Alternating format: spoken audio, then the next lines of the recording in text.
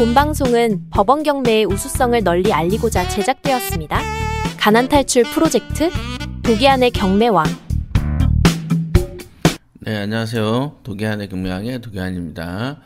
자, 오늘 주제는 세계 경제의 지속적인 적신호가 발생 중, 경매 투자도 보수적으로 해야 된다. 이렇게 이 주제로 말씀을 드릴게요. 제가 이제 며칠 전 방송에서도 말씀드렸는데, 이제 경매 같은 경우가 이제 경제 불황일 때도 빛이 나는 이유 중에 하나가 제가 늘 예로 드는 게, 이제 태풍이 분다. 그러면 이제 바다의 표면은 태풍의 영향을 크게 받겠지만은 바다의 어떤 깊은 곳으로, 더 깊은 곳으로 내려갈수록 태풍의 영향권에서 조금씩 덜 받게 되겠죠. 그러니까 이제 도매 시장, 부동산 시장의 도매 시장인 법원 경매가 이런 특징을 갖고 있죠. 그러니까 바다로 예를 든다면 바다의 표면보다는 바다의 한 중간 아래 정도의 깊은 심해 정도로 인식할 수 있겠다 이겁니다. 그런데 제가 전에도 가르쳐본 사람들 중에서 꼭 이제 뭔가 좀 경매를 투자할 때 뭐부터 하는 사람이냐면 지방에서 어떤 급매물 같은 경우를 사가지고 부동산 상승기에 돈을 좀 만진 사람들이 경매를 해도 꼭 그런 속성의 물건을 고르는 경향들이 좀 있다. 이거는 아주 옛날부터 제가 늘 했던 말이죠. 그래서 급매하는 사람이 경매를 배워도 급경매를 하게 된다. 그래서 경매 때문에 조사하러 갔다가 거기에서 급매를 사는 경우들이 있고, 그러다 보니까 가끔은 이제 심지어는 야, 경매보다 급매가 더 싸라는 황당한 소리를 하는 사람들도 간혹 생기게 되고, 또 그런 사람들이 방송식이나 하게 된다면 그 말을 믿는 추종자들이 또 생기게 마련이죠. 그죠? 지금 해년마다 반복되는 거죠. 매년 예전부터 부동산이 상승할 때 개나기동이나 부동산을 사서 돈을 벌던 시절에는 그냥 누군가가 부추기면 그 사람 밑에 가서 고개를 조아리고 배운다. 근데 불경기가 오면 이제 그다음부터는 어찌할 바를 모르고 피해자 코스프레를 한다는 거죠. 왜냐하면 투자는 어차피 본인이 판단하는 거고 본인이 책임하에 하는 건데도 불구하고 이제 너무 투자를 배운다, 투자를 익힌다라는 관점보다는 남이 하니까 따라간다는 관점으로 더 많이 활동하기 때문에 남을 비판하고 뭐라고 해야 되나, 그냥 따를 때 돈 벌 때는 좋아가지고 하는데 돈 좀 잃으면 막 잡아먹으려고 하고 그런 경우들이 있잖아요. 물론 지풀도 모르면서 부동산 전문가임내 하는 사람들이 더 문제긴 하지만 그거를 따르는 사람이나 그렇게 추종하는 사람이나 이렇게 설레발을 치는 사람이나 매 한 가지다라고 저는 그런 관점에서 봅니다. 어차피 이제 부동산을 통해서 자기들이 예지력도 없고 실제로 부동산 투자 실적도 없고 재산도 증가되지도 않았지만은 풍을 친다 그러죠. 이제 워낙에 유튜브 쪽은 뭐가 있냐면은 보여주기식이 크게 좌지우지하기 때문에 거기에 이제 쉽게 속아 넘어가기도 하지만 또 쉽게 투자 실력이 없는데도 투자 실력이 있는 것처럼 가장하기가 좋죠. 마치 어떤 여자가 인물은 안 되는데 화장 기술이 높아서 되게 이뻐 보이게 연출할 수는 있잖아요. 더더군다나 낮이 아니고 더더군다나 밤에, 더더군다나 술을 한 잔 마시는 나이트클럽이나 바 같은 데서라면은, 클럽에서는 더더군다나 화장빨이 죽일 수가 있는 거 아니겠습니까? 그런 식이다. 그런 식이기 때문에 항상 실패가 있는데, 우리가 이제 항상 강조할 때 경매에는 정견을 해야 된다. 경매 실체에 대한 정확한 얘기를 제가 해드렸고, 상대방에 대해서 어떤 투자에 대해서 실체를 파악하려는 어떤 분석력, 조사 능력, 이런 것들을 키우라고 제가 늘 말씀드린 이유가 그래서 그렇습니다. 지금도 역시나 영끌까지 해가지고 돈을 투자해서 끌었다가 지금같이 이제 부동산이 이제 침체기가 되면은 벌써 또 거기서 나중내 소리가 나오는 것이죠. 그러면은 왜 그렇게 따라갔어야 됐는가? 그때 다 올랐기 때문에 그랬다라는 말은 너무 무책임한 표현이다. 왜냐면은 그럼 주식 같은 경우도 매한가지 아닙니까? 남들이 오른다고 해서 그때 샀는데 나중에 하락기에 이제 원금까지 까먹는 경우들이 더 많죠. 최근에 그 테라 그 코인을 발행했다가 사기를 쳤던 권도영인가? 걔가 이제 그 다른 나라에서 체포돼 가지고 아마 미국으로 갈지 어떨지 모르겠는데 해외에서 체포됐잖아요. 걔도 제가 알기로 그뭐 카이스트인가 나오고 뭐 우리나라에서 되게 똑똑한 애였던 것 같은데 그리고는 또 미국에서 또 그 대학을 다녔잖아요.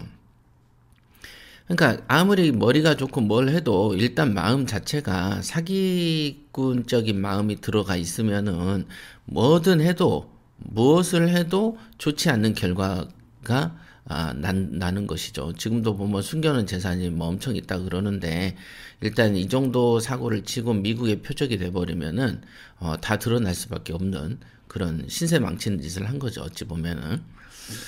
자, 그 세계 경제 불황이 올 거다.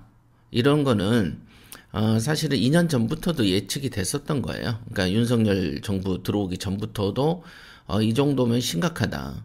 왜냐면 비정상적인 부동산 거품들이 있었고 특히나 우리나라에서는 세금을 징수해서 그 포퓰리즘 형태로 돈을 뿌리기 위해서 일부러 제도적으로 부동산 가격을 상승을 뒷받침한 그 어떤 정책을 많이 펼쳤죠. 그 중에 하나가 이제 부동산 임대차 3법을 건드는 거. 그죠? 임대차 3법이라 그래서 악법이라고 표현되는 것들 있잖아요. 계약갱신 청구권을 통한다든가, 그 다음에 계약갱신 청구를 하게 되면, 원래는 계약이라는 것은 양자 간, 임대인과 임차인 간의 계약이 합의가 돼야지 계약을 이어나가는 것인데, 이거는 강제적인 계약갱신 청구. 이건 청구가 아니죠. 강제적으로 청구하면 네가 받아줘야 되는 거죠. 임대인이. 이런 식의 악법이 있다 보니까, 소유권에 대한 억제가 되었고, 계약갱신 청구권이라는 것은 그 전세 가격이 계속 상승할 거를 염두에 둔 제도죠. 그러나 지금 어떻습니까? 전세 가격이 점점점 내려가고 하락하다 보니까 계약갱신 청구권을 행사하는 사람 수가 확 주는 거예요. 그죠? 근데 그 당시에는 계약갱신 청구권 자체가 강제적인 거죠. 이건 약간 위헌적인 그 규정인데 일단은 우리나라는 법을 통과해 놓고 위헌까지 가는 데는 한 10년, 20년씩 걸려버리니까 누구도 위헌 여부를 다투진 않죠. 그냥 따른 거죠, 어거지로. 그죠? 그 다음 상가임대차법도 개정을 해가지고 10년 정도는 내가 버틸 수 있게끔 해놓으니까 이게 상가 소유자 입장에서는 내가 상가를 지금은 세를 주지만 나중에 내가 직접 자영업을 해야지라고 생각을 해도 이거는 남한테 빌려주면은 끝장이 나버리는 거죠. 10년씩은 내가 내 걸로 못 쓰는 거예요. 뭐 요런 경우들이 이제 비일비재했죠. 그리고 공시가격을 매매 시가에 대비해서 100%까지 올리겠다라고 했던 것도 기억하실 거예요. 이제 그런 식으로 제도를 썼지만 지금은 공시가격이 또 하락하니까 그러면은 그 종부세 기준이 되는 부분, 공시가격 기준도 다시 하락시켜야 되는 공무원들이 일이 계속 생기는 거죠. 어찌됐든. 그죠? 옛날에는 공시가격이라는 것은 집값의 몇 %를 기준으로 하다 보니까 항상 실제 거래 가액보다 현저히 낮았죠. 많이 낮은 게 공시가격이고 그 공시가격 기준으로 어떤 조세를 결정했는데 공시가격을 매매 시세에 준하게 올린다라는 말은 세금을 많이 뜯겠다는 얘기고 그러면은 거기까지는 좋다 이거예요. 그런데 매매 시세라는 것은 지금처럼 너를 띄게 마련인데 너를 뛸 때마다 공시가격을 조절을 할 거냐. 누가 조절하죠? 공무원이 해야 되잖아.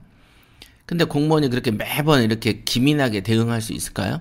불가능하다는 거죠. 결국은 올려놓고 낮추는 건 나중에 낮추는.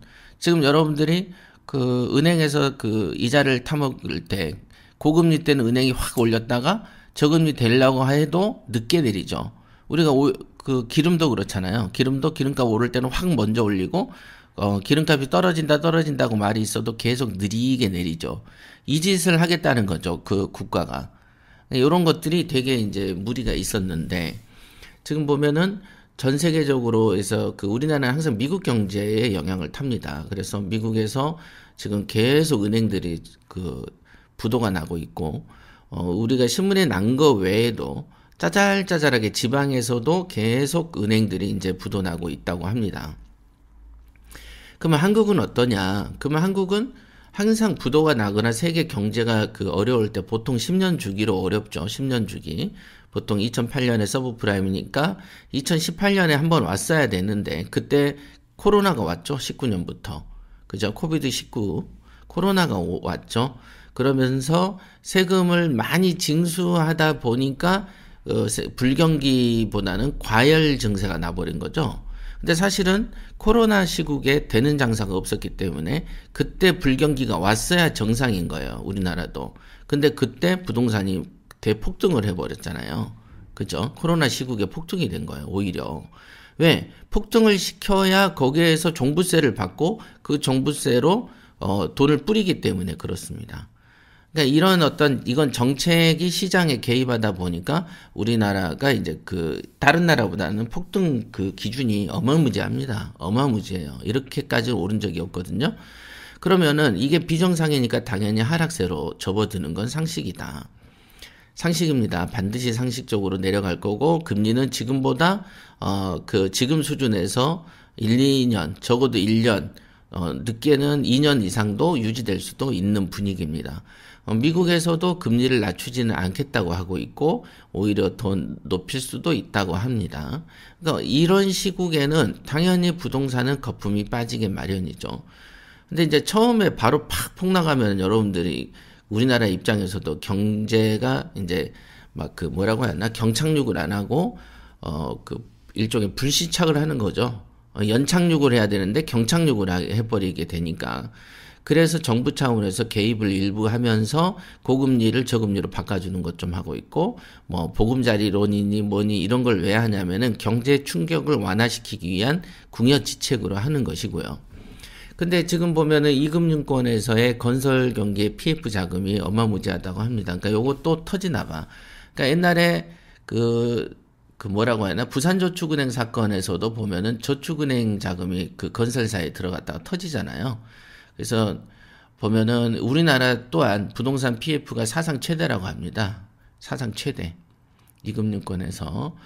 그러니까 건설 같은 것들을 많이 하다 보니까 그런 일이 벌어지는 거죠. 많이 지어야 되고. 지금도 보면은 최근에도 보면은 강서구 둔촌동에도 이렇게 물가 상승하고 원자재 가격 상승, 환율 상승으로 인하다 보니까 지금 건설을 하겠다는 것은 위험한 시기거든요. 지금은 뭔가 건설을 하면 안 되는 시기예요. 그러나 하기는 해야 되잖아요. 예를 들면 2년 전에 3년 전에 집을 부셔놓은 집은 하긴 해야 돼. 그러니까 중간에 아파트에 대해서 비용을 더 추가를 요구하잖아요. 시행사나 시공사가. 그러면 이제 입주하는 조합원하고는 이제 싸움이 나가지고 또 1, 2년씩 딜레이 되고, 그럼 딜레이 된 만큼 금융비용이, 이주를 할 때 금융비용이 발생하잖아요.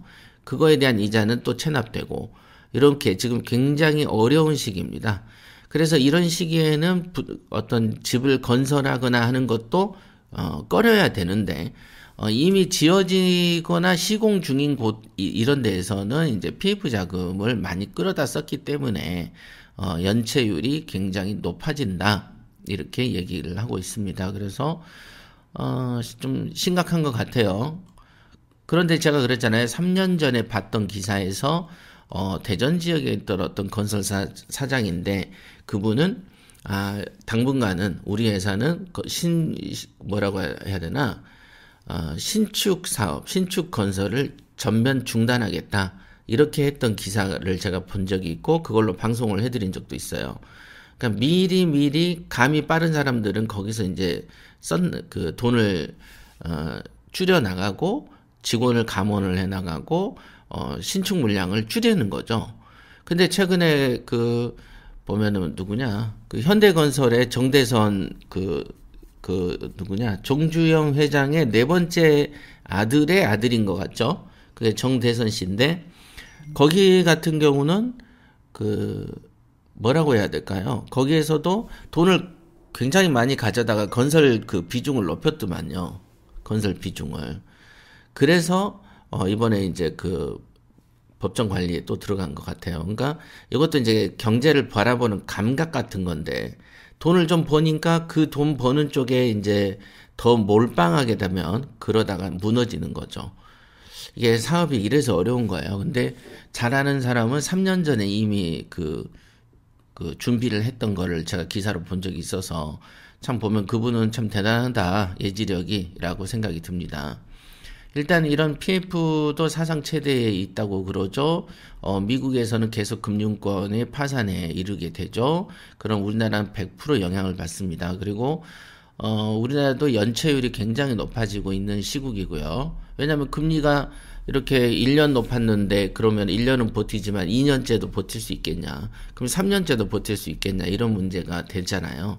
그래서 상당히 어렵습니다. 금년까지는 어려울 것 같고요.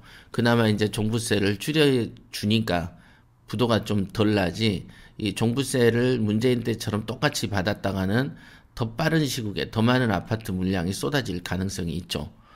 그렇습니다. 지금 상황이. 그래서 이런 상황에서 지금 재작년 기준으로 경매 물건을 사는 사람이 있다는 거죠. 왜냐하면 감정가는 어쨌든 이게 이제 폭증했던 상황을 기준으로 현재 아직 떨어지지 않는 상황, 현재 가격이 반영되지 않는 상황으로 감정가가 이루어지기 때문에 그 감정가 기준에서 이 정도면 싸지 않겠어? 라고 해서 매입을 하더라도 실제로 그거보다 더 하락하는 상황에 시장이 오면 그때는 지금 경매로 샀던 거가 더 높은 가격으로 산 셈이 돼서 또 손해를 볼 수도 있다는 것이죠.